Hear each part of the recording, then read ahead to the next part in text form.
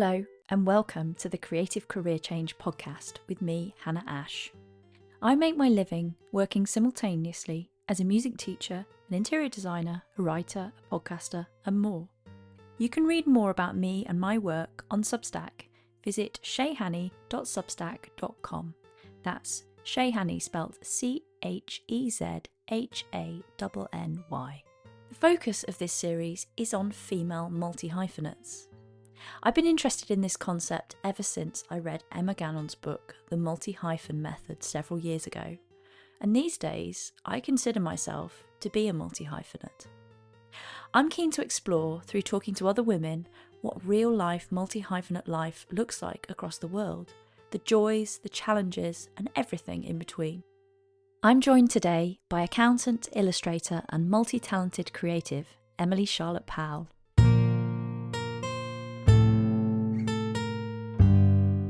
I'm really delighted to welcome Emily to the Creative Career Change podcast. We connected on Substack several months ago, and in Emily's words, we feel a bit like kindred spirits. There's lots of things that we, I think, share in terms of our creative approach to our work.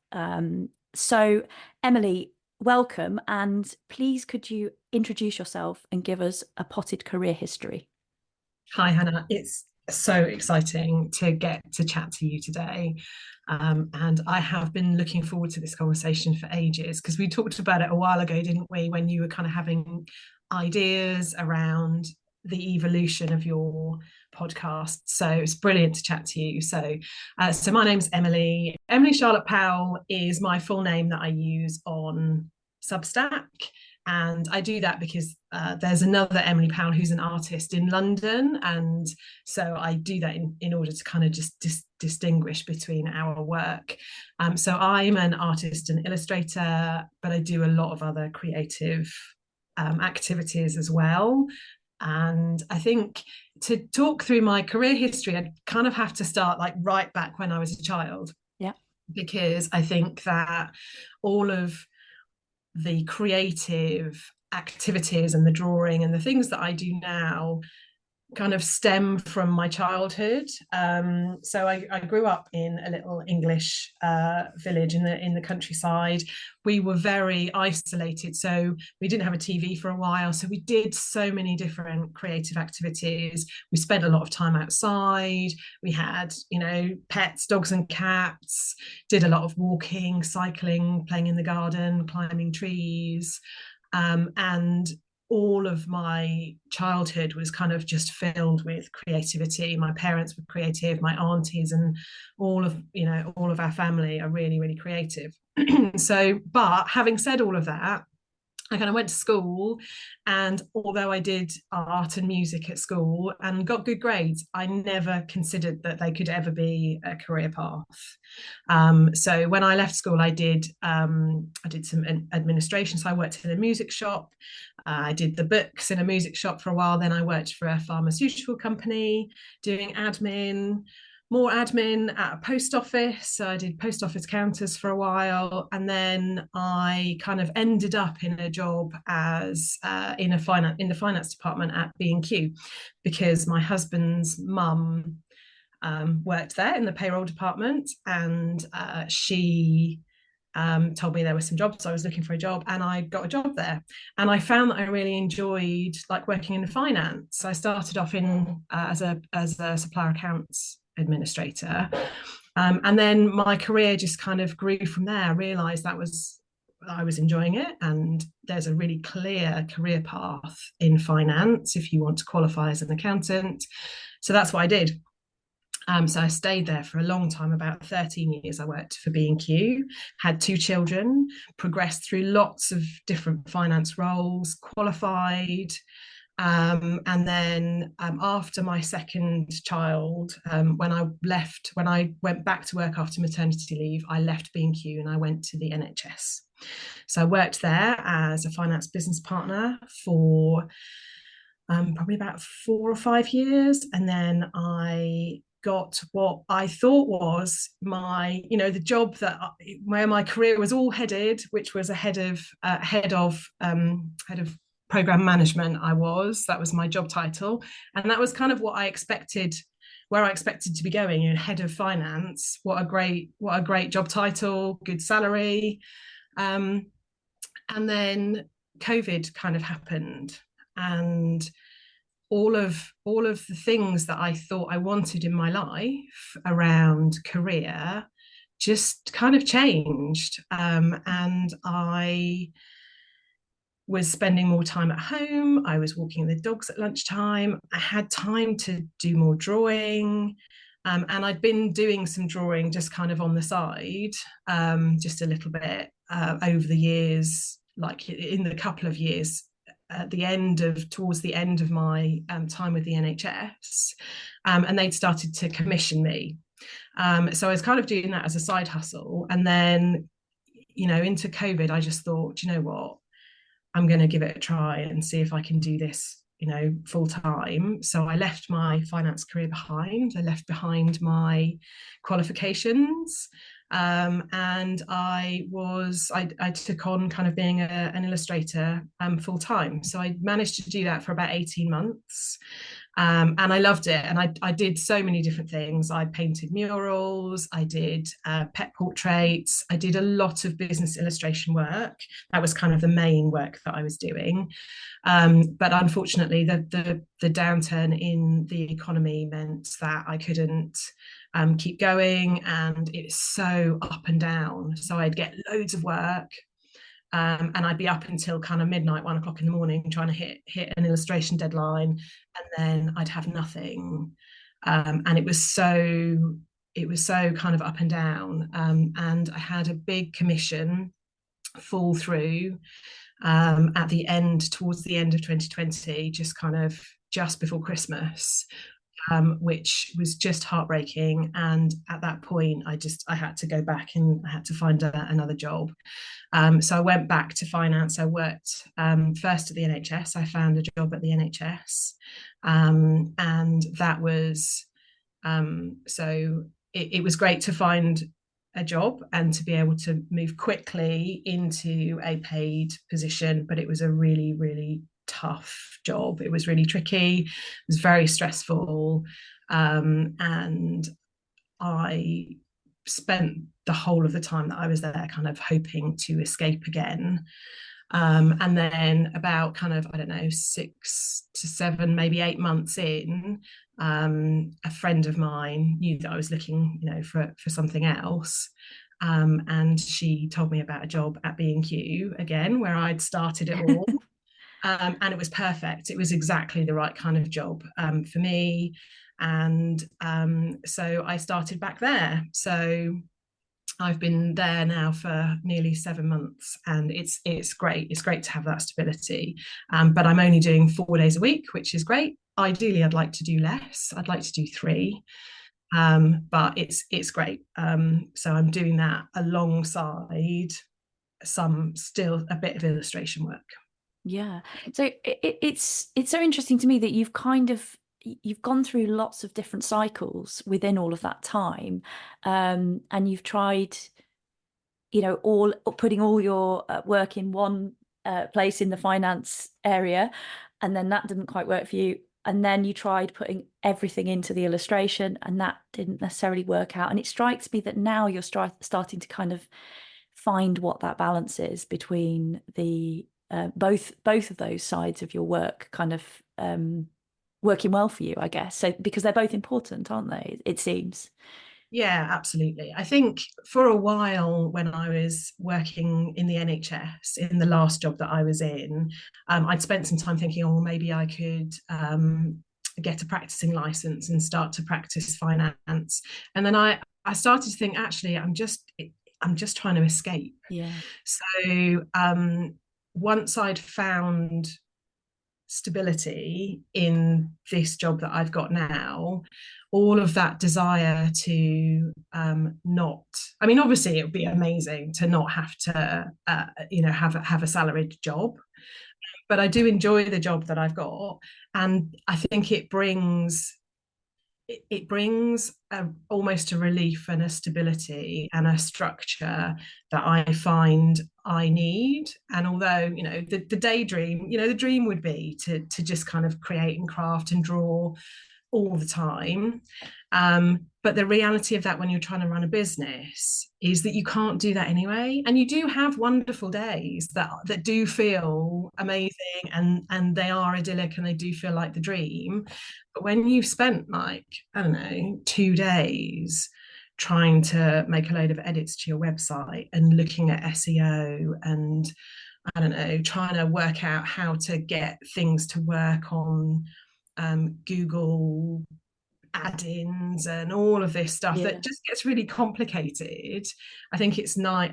It feels nice to have a balance where I don't need to worry about whether I can pay the mortgage, and I don't need to worry about trying to market my illustration work. I can just do what I love and let that speak for itself. So yeah, it feels like a really good balance. Yeah, it sounds really good.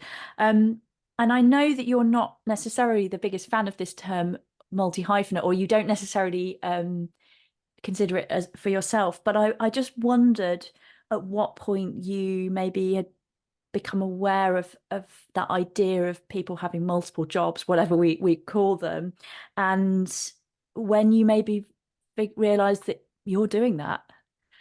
So it was when I joined Substack.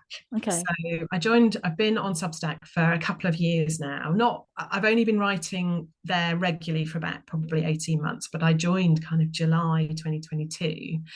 And Emma Gannon is obviously incredibly kind of successful on Substack. And she has got her publication called The Hyphen. And I started hearing this phrase multi-hyphenate, and I thought, oh, what's that then? So I looked it up and I thought, oh wow, that's amazing. And I think, I don't know, I kind of it sounds very like it's like a proper career, and I guess it probably isn't, because I guess most people who end up doing lots of different things, the reason that they end up there is because of the passion that they have, and it's almost an evolution. But I'd never really heard of it, but I guess when I left my previous kind of job during COVID and I wanted to kind of go all in, I think I'd kind of got to the point where I just I didn't want to kind of split my time, because what I'd found was it was actually really hard at that point trying to split my mind. Yeah. Because working in a finance job is very different to doing creative and arts. It's very different. Although when I reflect on my finance career, I was always incredibly creative. Not creative accounting, because that's illegal, because that's like tax evasion type stuff. But I was the types of things that drew me and that I enjoyed the most were where I had the opportunity to be creative within my role.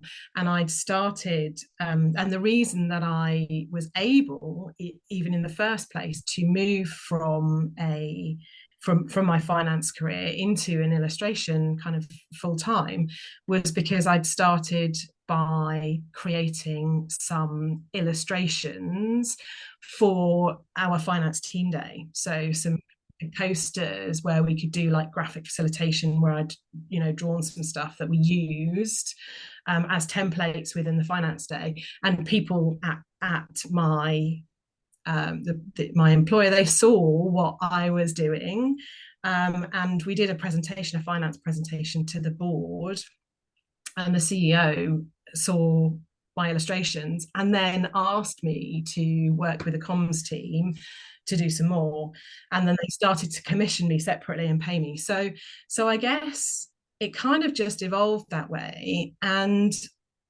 although at the time I'd kind of wanted it to I just wanted to be a creative, it feels like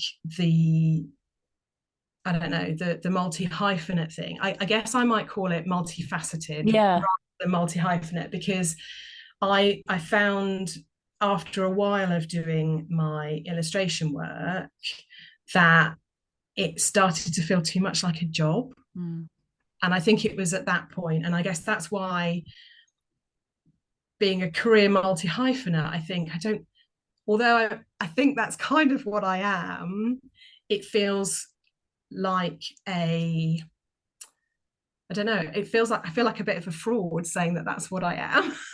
You're absolutely not. I just say that for the record. You're absolutely not a fraud at all. And I just want to pick up on this point about how your illustration work has found its way into your finance work, because I think that's a really lovely story that you've just told about how you ended up doing some illustration work within your finance job.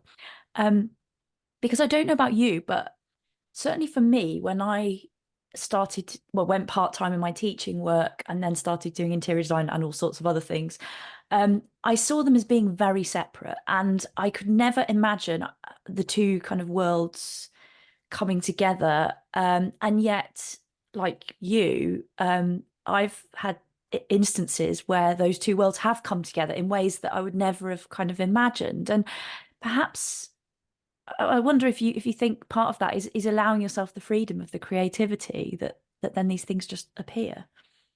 Yeah, I think, yeah, absolutely. I agree. They are so very different, aren't they? You know, teaching and interior design, finance and illustration. Yeah. I think I was very lucky, I think, at the time. The organization that I worked for, and my manager, they were really open to my creativity.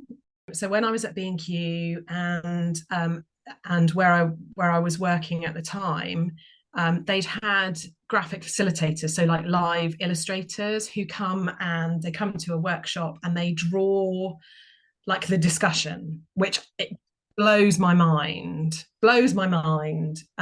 It's, you know, it's a big thing. Lots of people, you know, lots of people that I know do it. And I wanted to do that. So I was looking at thinking, wow, this is amazing. I want to do this so much. So I kind of pitched it to my manager, and I said, well, look, I can draw. So look at this. I can't draw while we talk. I can't do that. I've never been able to do that. But I could create some stuff in advance. So we had like a little framework that we wanted to use for the finance development day, and I used that to draw loads of pictures that people then used. And I think having the freedom and the open-mindedness of the people that I was working with was just amazing, and I'm forever grateful for that, because I don't think I would ever have.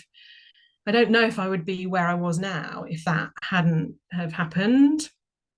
So, and then, you know, once people see what you can do, they're then like, oh, well, I've got this. So I drew a postcard. Somebody asked me to illustrate there was some changes in the Mental Health Act, I think, and they wanted it illustrated. So I drew something and then they turned it into a postcard and they used it at one of the events. And from that, it kind of it just, I guess, mushroomed from there to a point where it was actually quite a challenge to balance trying to work in a job kind of 4 days a week, or, you know, 5 days a week, at that point, and then also spending all of my evenings and weekends drawing. It was just becoming kind of really difficult to keep that balance. So and I don't for all of the ups and downs and for all of the heartbreak, at the end, you know, when it all kind of went where it all just disappeared right before Christmas, which was heartbreaking. I wouldn't change it. I wouldn't change the world, because that's why I'm where I am now. And I think that's really important, isn't it? That's to recognize that we do sometimes have to put ourselves out there and try things that may not work in the way that we expected them to, but actually the outcome of that can be something very different, and the path that emerges can lead us in a direction that we perhaps weren't expecting, but is very enlightening, I suppose. And you say that you felt lucky that your colleagues kind of were open to your creative work creeping into your day job. But I also wonder if perhaps the fact that you were being so creatively open and honest, you were at a point with yourself where you felt quite creatively open and honest, and you were working on all this stuff, that would then just, or that side of you would just be creeping into your work anyway without you even realizing it. And it also strikes me, and obviously I have no idea about your colleagues, and this is quite a general point, but I think a lot of people, perhaps the majority of people, don't tend to have creative side projects or whatever we might like to call them on the go. So when they meet somebody who is doing this kind of stuff, they're quite in awe of it, I think. I don't know if you've, people are quite excited by it is perhaps a better word. Yeah, And then perhaps think, well, wow, this person has this other skill as well that we perhaps didn't know about before. How can we bring that in? And perhaps it also gives them a bit more understanding as to why, you work 4 days at the moment. You say ideally you'd like to go down to 3 at some point, but I guess that your colleagues knowing kind of what it is that you do in the rest of the time, not that they need to know that, but that they do know that, maybe will help you to navigate that time balance. yeah, yeah, absolutely. I think you're right. And I think when um, I moved a few times within the NHS from like the first organisation that I worked for, because the NHS is made up of lots of different organisations. It's not just one big. It is one big organisation, but it's lots of smaller kind of trusts that sit within it. And what I experienced was that in other places it was different, and I didn't have the same freedom, and I didn't have and it was very much the people who were around me, Okay. who um gave me that latitude and that freedom to bring some of that in. And I felt more constrained in other roles that I did, where I kind of felt like I had to hide that part of myself. Not hide it in terms of not talking about my as a hobby, but it felt like there was a view that it was a conflict. Right. So yeah, but in this job where I am at B&Q, I made a point to myself that I would bring all of myself to work, and I would have all of myself. I wouldn't be trying to kind of split myself into two different pieces. The work is very different, and it is.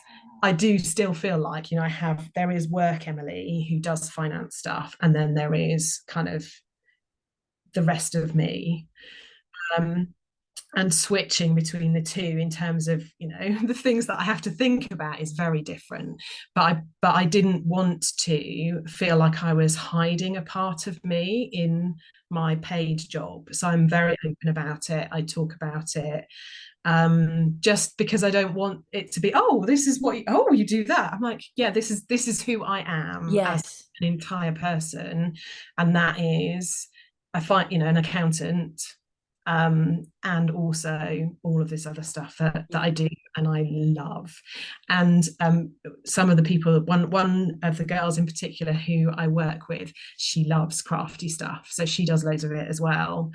So we get to chat about crochet and other things like that, which is really fun. I love that. I love that you're really showing up as yourself and you're embracing all those different parts of your work and creative life all together. And I think that's something that will inspire others. I suspect you're probably inspiring your colleagues quite a lot by doing that. You've just mentioned crochet. Can you talk a little bit about some of your other creative passions? Because I know that certainly over the past few months since we've connected, there's been lots of different things that you've been exploring and enjoying. So I'd love it if you could talk to us about some of those.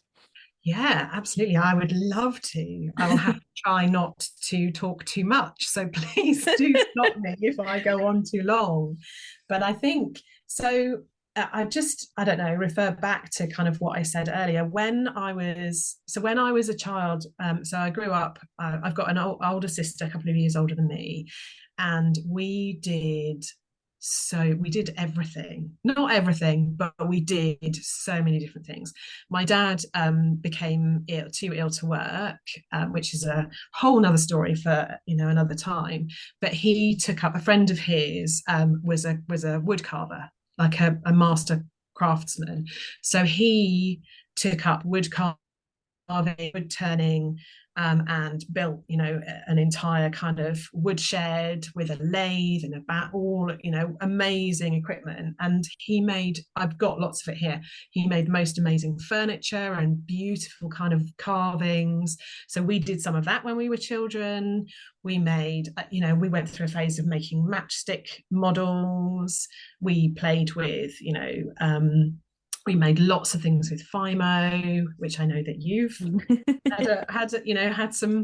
had some fun with recently. Indeed. We did crochet, we knitted, we did embroidery, we drew and we painted, and we, everything, so many different things. I can't even think of all of them. My aunties are really creative as well. So one of my aunties does a lot of needle felting, and another of my aunties is a painter, so she does beautiful watercolor paintings. My mum does like needlepoint, like she makes these amazing cushions. So all through, I feel like, and I never really realized until the last few years when I started thinking more and more about my own creativity and the creativity of others. I never realized how my life has always been full of creativity, and I always want to do so much of it. So obviously I draw and I paint, and that has been my biggest passion. But more recently, so my nieces, they crochet and they make, they do needle felting as well. And I started to kind of think about, well, I want to do all of these things. I don't want to just do one thing. So I'm just going to try it all out. So I've been crocheting. I went to a pottery lesson last Friday, and I've got another one in a couple of weeks. I have spent a fortune at the craft shop I've bought a load of raw wool for needle felting. I found a book with just they're so cute little dogs, felted dogs that I want to make. In the last, I don't know, few months, I've just thought, you know what? I'm just giving myself permission to just do it all and try it all. Because, why not? What's the worst that could happen? I make some weird crochet thing that it looks awful, but who cares? Or I make a pottery bowl and it's a complete disaster. But who cares? Because actually what matters is that I'm having fun, and I'm getting to try out all of these things that they light me up so much. I get so excited at the prospect of doing all of this stuff. The only challenge is having enough time to do it all. How you decide when something goes from a hobby to more of, or a part of your work, i.e. if you start selling things. But I think we kind of agreed, didn't we, that if you're just doing something, you're just trying it out and you're just seeing what you enjoy and not really with a view to trying to sell it or to make money from it, it kind of flows more creatively and it's more enjoyable. Would you ever consider any of those things to become work that you might sell? Yes, I think I would. But I think it's the difference between doing something that I love because I love it, and then people buying it, and doing something that has been commissioned for money. I had this kind of growing realization over, I don't know, maybe the last year, maybe not quite as long as a year, where I wanted to continued to kind of be creative, even though I was, moving back into a finance job. Didn't want to give it up. I wanted to keep doing it.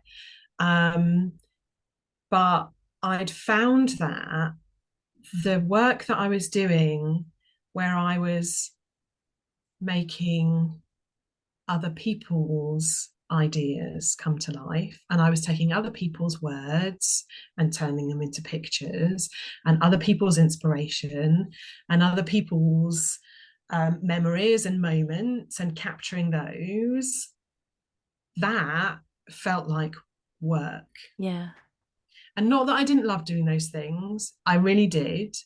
But there is a difference it's hard to explain between what I want to do is to bring my own words and memories and ideas to life. Yeah.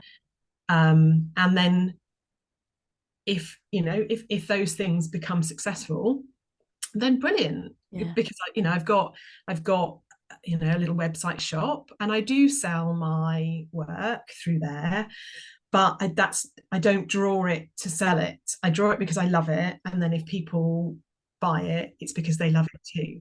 And what I found is that as soon as I didn't realize it for a long time until I read Big Magic, actually. But the drawings that I've got in here, so some of these, my best friend fairies, I call them, that I drew. Beautiful. Thank you. I drew them with no motivation other than the joy of wanting to draw them. And it never loses its edge. So when I come in here in my studio, where I've kind of surrounded myself with my own artwork and beautiful creative things that other people that I've bought, from other creatives, they never cease to like excite me and light me up. And even though some of them I've drawn like well over a year ago, I still look at them and I think, oh, I love it so much. And I didn't draw it for anyone else other than myself. And I think that's where the magic is. There is magic in doing work as a commission for other people. I get that. I'm not saying that there's anything wrong with that at all. I'm doing a commission at the moment, so it's a business illustration commission at the moment, but drawing for somebody else is not the same as drawing for yourself. And all of this stuff that, all of the other creative stuff that I'm doing, I'm kind of thinking, well, maybe I'll just give them away as gifts, because I won't be able to keep them all in my house because I will run out of space. But I guess it's that freedom. And I would love, so we have, my friend and I, so I've been illustrating a picture book for an age, for my friend. Well, we're doing it together. And we literally had the digital proof yesterday. It arrived yesterday, and it feels like it wasn't about like illustrating a children's book.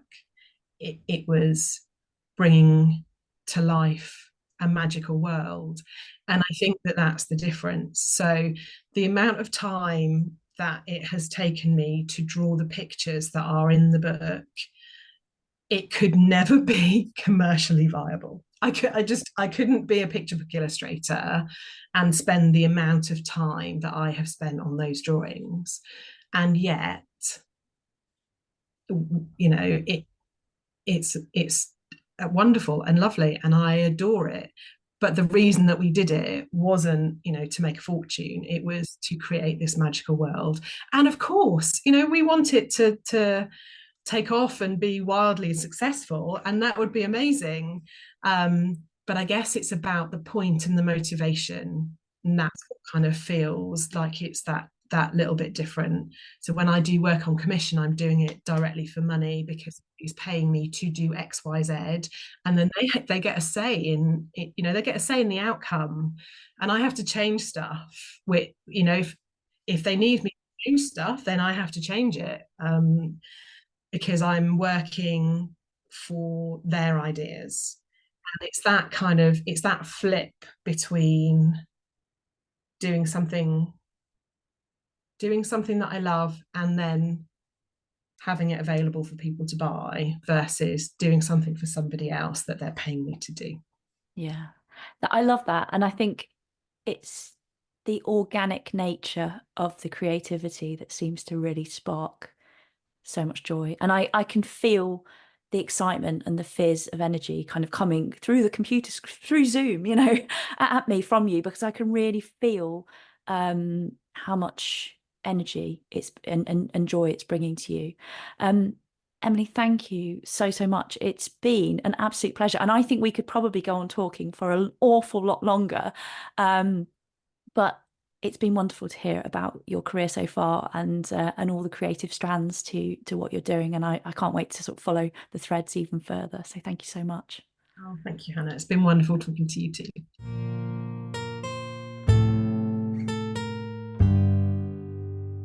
That was Hannah Ash talking to Emily Charlotte Powell on the Creative Career Change podcast. You can find links in the show notes to Emily's work. And if you enjoyed this episode and aren't already subscribed, visit shayhanny.substack.com to sign up and receive new episodes direct to your inbox. I hope you'll join me again for the next episode of the Shay Hanny podcast, featuring another inspiring woman living the multi-hyphenate life. Until then.